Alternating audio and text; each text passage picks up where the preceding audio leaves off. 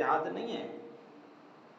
جہاد کی مختلف قسمیں ہوتی ہیں نا، وقت کے تقاضوں کے ساتھ ساتھ۔ تو میرے اور آپ کے پیارے آقا علیہ الصلوۃ والسلام نے پہلے وہ جہاد فرمایا اپنے نفس کے خلاف کر کے اپنی امت کو بتایا، اور اس کے بعد جب تلوار کا وقت آیا تو پھر میرے آقا سید عالم صلی اللہ تعالی علیہ وسلم نے تلوار کو بھی اٹھایا، اور عملاً میرے کریم آقا علیہ السلام نے جہاد فرمایا۔ تو چونکہ مدینہ منورہ کی جتنی زندگی ہے وہ ساری جہاد سے بھری پڑی ہے۔ آپ کے علم میں ہے کہ بدر شریف کا جو واقعہ ہے اس سے پہلے بھی چھوٹے موٹے جہاد ہوئے ہیں جن کو اتنی شہرت نہیں، تاریخ میں وہ موجود ہیں لیکن عوام میں ان کو شہرت نہیں ہو سکی کہ وہ مختصر تھے، چند صحابہ کرام کا دستہ تھا، اس لیے وہ زیادہ مشہور نہ ہو سکے۔ بدر شریف زیادہ شہرت پا گیا، ورنہ اس سے پہلے بھی میرے آقا علیہ السلام نے جہادی دستے مختلف جگہوں پر بھیجے ہیں۔ تو پہلے دن سے لے کر آخر تک حضور جہاد ہی فرماتے رہے، اس لیے جب حضور دنیا سے تشریف لے گئے ہیں تب بھی لوگوں نے دیکھا، کائنات کے ہر مسلم اور غیر مسلم میں نے اپنی بساط کے مطابق میرے آقا کریم کے حجرے کا مطالعہ کیا، تاریخ کے اوراق میں اسے یہ کہنے پر وہ مجبور ہوا کہ اللہ کا یہ نبی درم اور دینار اور مال مویشی باغ بغیچے محلات کے بجائے اپنے حجرے میں اپنا سامان جہاد چھوڑ گئے ہیں، اپنی امت کو بتا گئے ہیں کہ جب تک تم جہاد کرتے رہو گے دنیا پر غالب رہو گے۔ آج کچھ یار لوگوں کی مدد سے جہاد کو دہشت گردی کا نام دیا گیا، اور دہشت گردی اور جہاد میں فرق ختم کر دیا گیا۔ جہاد کے عنوان کو اغوا کر لیا گیا،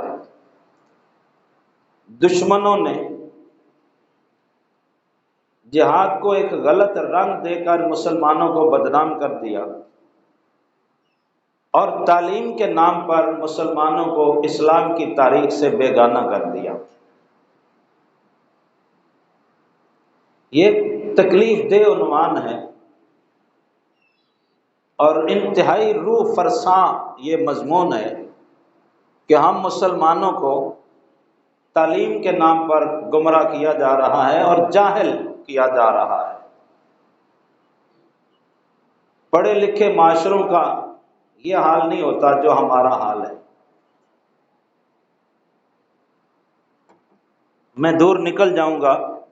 10 تلواریں میرے کریم آقا سید عالم صلی اللہ تعالی علیہ وسلم کے زیر استعمال رہی ہیں، جن میں ذوالفقار تلوار کو زیادہ شہرت ہے۔ یہ بدر کے مال غنیمت میں حضور نے حاصل کی تھی، اسی سے آپ جہاد فرماتے رہے، اور پھر یہی تلوار سرکار مولا علی مشکل کشا رضی اللہ تعالیٰ عنہ کو حضور نے عطا فرمائی تھی، جس کے لیے غزوہ احزاب میں غیب سے آواز آئی تھی، لا فتح الا علی لا سیف الا ذوالفقار۔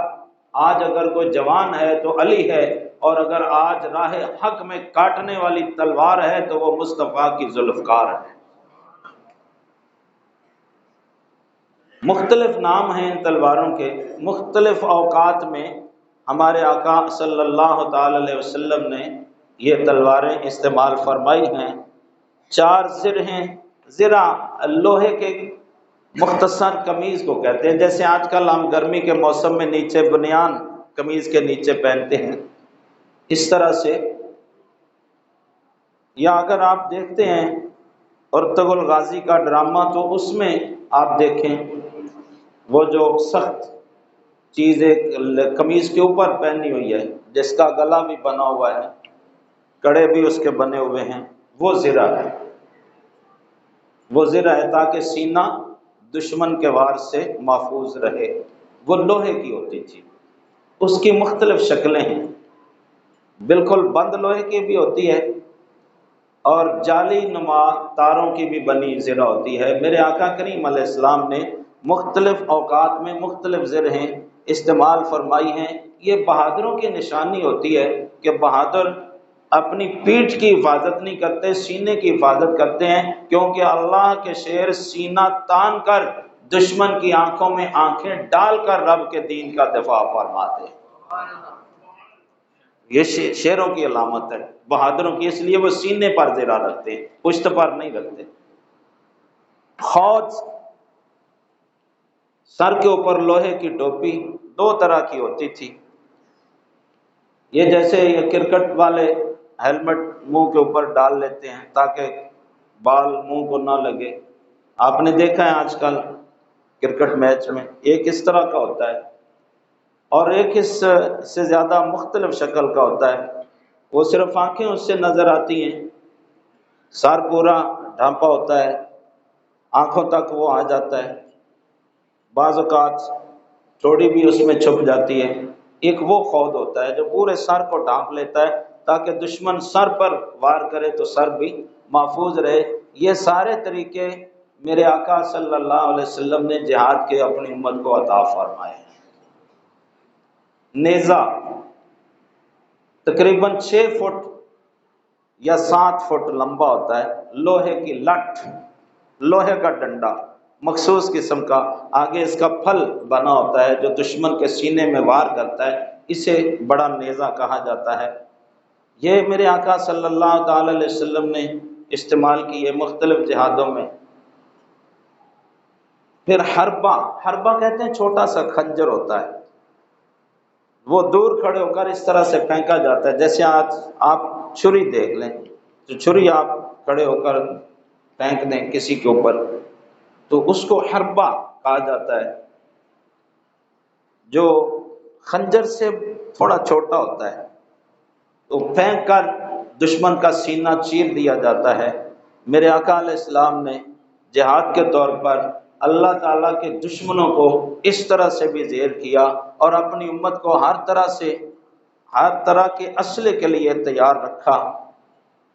تیر کمان یہ عام چیز ہے، یہ میرے آقا علیہ السلام نے استعمال کی۔ ابھی جب 3 سال پہلے مدینہ منورہ میں مجھے حاضری کی سعادت نصیب ہوئی تو میں نے میوزیم میں دیکھا حضرت سعد بن ابی وقاص رضی اللہ تعالیٰ عنہ کی جو کمان تھی تقریباً 2